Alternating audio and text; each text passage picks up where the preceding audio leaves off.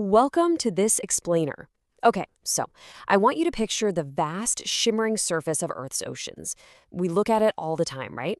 But beneath those waves lies a realm that is honestly more alien and mysterious than any distant planet we've ever studied. We're talking about the deep frontier. So let's just jump right in and begin our descent from the bright, sunlit surface down to the absolute, crushing depths. 97%. Just think about that for a second. 97% is the amount of Earth's water held entirely in our oceans. To put that scale into perspective, the Pacific Ocean alone completely eclipses all of our global landmasses combined. Yet, for all of our incredible technological advancements, this massive 97% remains our absolute least explored frontier. Now, obviously, the unknown has given rise to ancient myths of sea serpents and leviathan swallowing ships whole, but as we're going to see, the truth of what actually lives down there is far more astonishing than any legend. Right, so let's start our descent. The environment shifts drastically the very moment we sink below the surface. In the top 200 meters, which we call the sunlight zone or epipelagic zone, photosynthesis absolutely reigns supreme. This zone fuels microscopic phytoplankton that literally breathe for the planet by pumping out a massive portion of our atmospheric oxygen. But plunge past that 200-meter line into the twilight zone, and those vibrant surface colors instantly fade out into stark blacks and deep blues. To survive down here, creatures have had to develop some seriously extreme adaptations. We're talking enormous, hypersensitive eyes that are perfectly designed to capture every single solitary remaining photon of light drifting down from above. So, how do you survive when the light fades away? Well, evolution created this almost magical adaptation called bioluminescence. Because there's no sun, these animals simply make their own light using internal chemical reactions. It's essentially an entire hidden language of light down in the dark.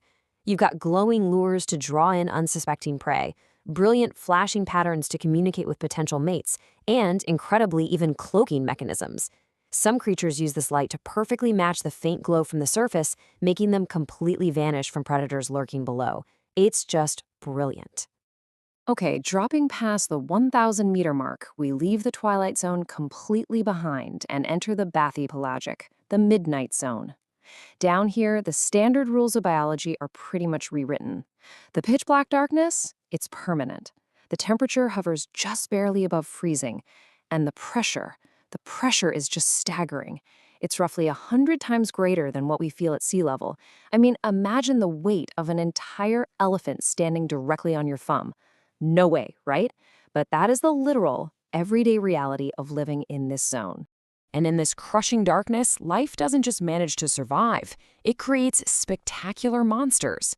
Take the iconic anglerfish, casually wearing a glowing, biological fishing lure right on its head to draw prey straight into its jaws.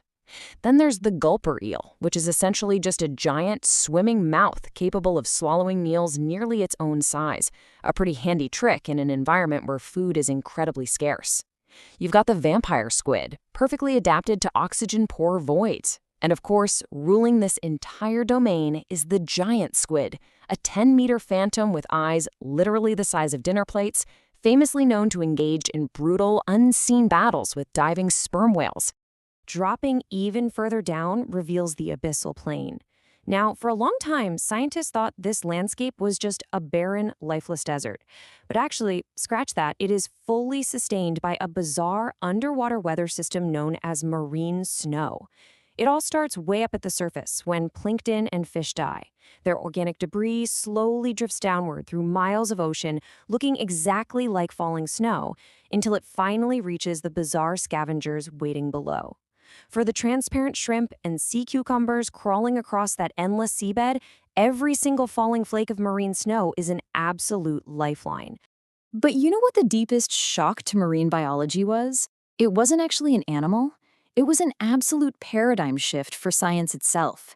In 1977, researchers exploring the Galapagos Rift stumbled upon boiling, toxic 350-degree hydrothermal vents, and surrounding them, completely thriving ecosystems of giant tube worms and blind shrimp. Think about that. No sunlight, no marine snow. Instead, they were using a process called chemosynthesis. Basically, specialized bacteria were turning toxic chemicals, like hydrogen sulfide, directly into energy. It proved for the very first time ever that entire ecosystems could thrive totally independent of the sun. Just a massive game changer. And it's not just the biology that's wild. This sunless world holds the most extreme, dramatic geography on our planet. Take the mid-ocean ridge. It's not just a mountain range. It's a 65,000-kilometer volcanic seam completely unseen by human eyes, where active underwater volcanoes are continuously forging brand new oceanic crust. And then there's the Mariana Trench, dropping nearly 11 kilometers deep into the Earth. To really put that scale into perspective, if you took Mount Everest and dropped it into the absolute deepest point of the trench, the mountain's summit would still be buried under more than a mile of water. That is truly mind-boggling. But here is something you might not have considered. It's not just alien biology and extreme geography hiding in the dark. The abyss is actually the ultimate pressurized time capsule. Those freezing depths perfectly preserve millions of undiscovered shipwrecks. Most famously, of course, the RMS Titanic, resting roughly 4 kilometers deep in the frigid North Atlantic. Plus, hidden within submerged cave systems are ancient human artifacts from thousands of years ago, back when sea levels were drastically lower. The ocean floor is literally down there, guarding the lost chapters of human history. All right, let's zoom out for a second. The ocean isn't just some static bowl of water.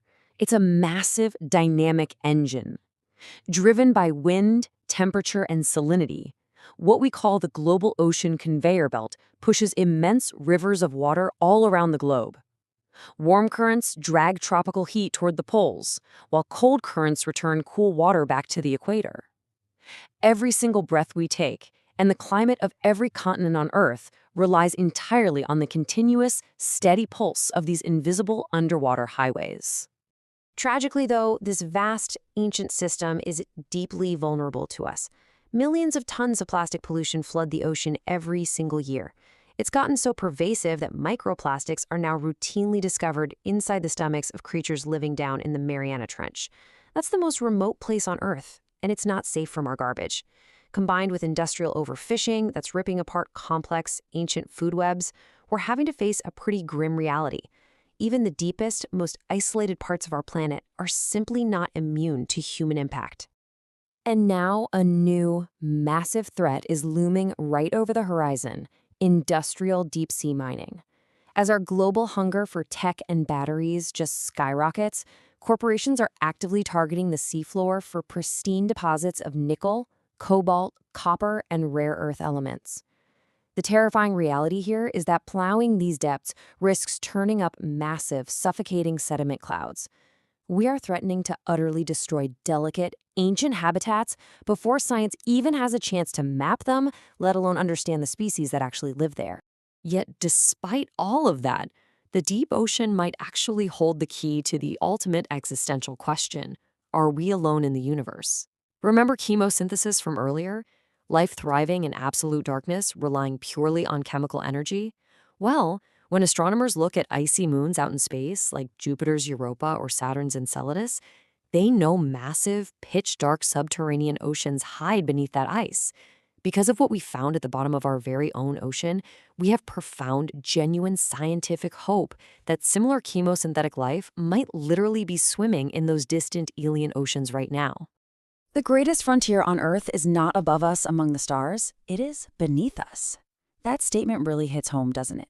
We have literally mapped the surface of the moon far better than our own seafloor. Every single time a submersible drops into those black waters, we find new biology, strange geology, and totally untapped mysteries.